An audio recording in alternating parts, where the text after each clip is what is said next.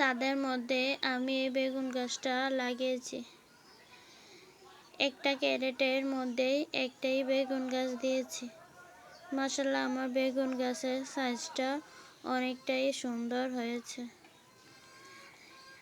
এতে ভালোই বেগুন আসছে। বেগুনগুলোর সাইজও খুব বড়।